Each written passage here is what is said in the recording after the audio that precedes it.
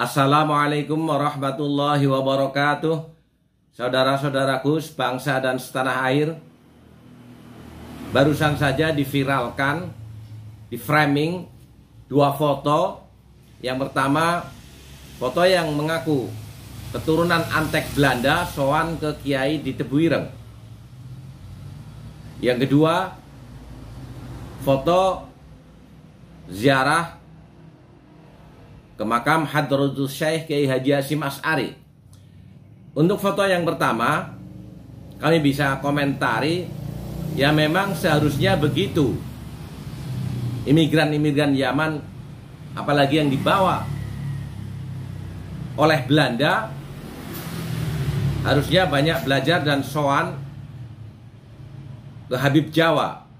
Kami silahkan Habib Jawa, itu kiai-kiai Jamiah Nahdlatul Ulama yang sudah mengakulturasi atau meramu ajaran-ajaran agama ini dalam kehidupan sehari-hari di bumi Nusantara ini. Jadi ya mereka yang harus sowan ke kiai-kiai NU, jangan dibalik. Untuk foto yang kedua, kami bisa komentari bahwa bisa dipastikan itu adalah bukan orang NU. Karena meskipun melakukan hal yang seolah-olah sama dengan orang-orang NU, tapi etika dan tradisinya kita lihat sangat berbeda.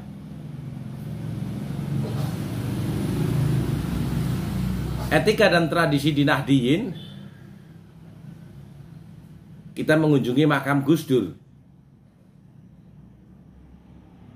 Dan itu berdekatan, bersampingan dengan Hadratus Syekh. Mengapa? Karena logika yang dibangun, kalau kita mendatangi kakek seseorang, maka cucunya belum tentu senang. Tetapi kalau kita menyenangkan seorang cucu, bisa dipastikan kakeknya pasti senang.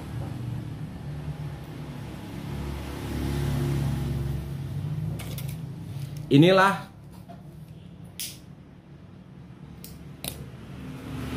mengapa para imigran keturunannya yang dibawa ke Indonesia oleh Belanda sebagai kaki tangannya harus banyak belajar ke orang-orang NU, karena kita yang membumikan ajaran-ajaran agama dalam kehidupan keseharian di Indonesia. Perlu diketahui bahwa di kalangan kami ada alat komunikasi dan tradisi yang sangat spesifik, yang sangat membedakan dengan orang lain. Sebagai contoh, ketika Gus Yahya memaparkan wacana Al-Ashrafus Tsaniyah, maka kita kaji dari keseluruhan rangkaian yang disampaikan dalam sebuah majelis itu dan kontekstualisasinya dengan tagline NU pada hari ini, yaitu membangun peradaban. Ketika berbicara Al-Ashrafus Tsaniyah, ada asalib yang tersembunyi, dinamika rangkaian kata-kata yang bisa kami tangkap dengan titik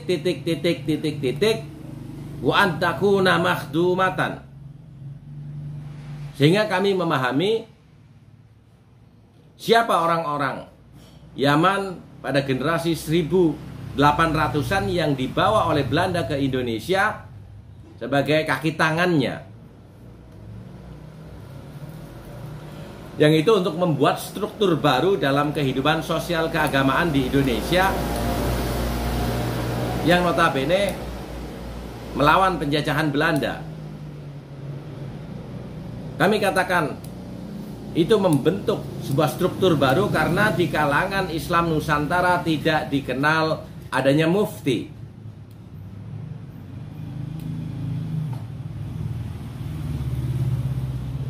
Yang kedua, kita juga bisa memahami atau merinci, mengkaji ulang mengidentifikasikan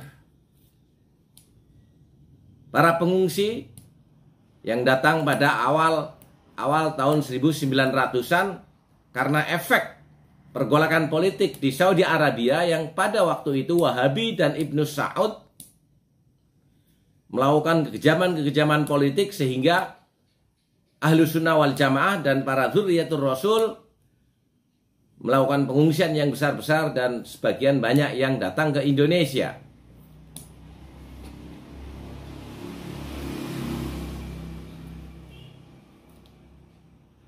Itulah sekilas mengapa kita tidak gampang mudah disusupi, kita tidak gampang percaya dengan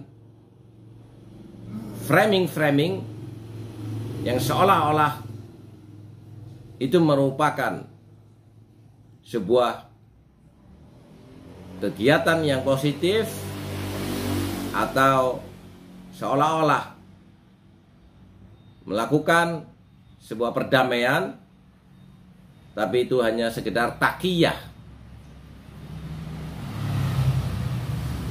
Sekali lagi, untuk para pembenci dan orang-orang yang selama ini menghinakan tokoh-tokoh NU, kalian bersiaplah, sejarah telah mencatat kehancuran, sejarah telah mencatat kemusnahan orang-orang yang memusuhi NU. Karena kami punya alat komunikasi tersendiri yang tidak diketahui oleh orang lain. Kita punya tradisi dan yang lain-lain yang sangat spesifik di kalangan Nahdien. Mohon maaf. Wassalamualaikum warahmatullahi wabarakatuh.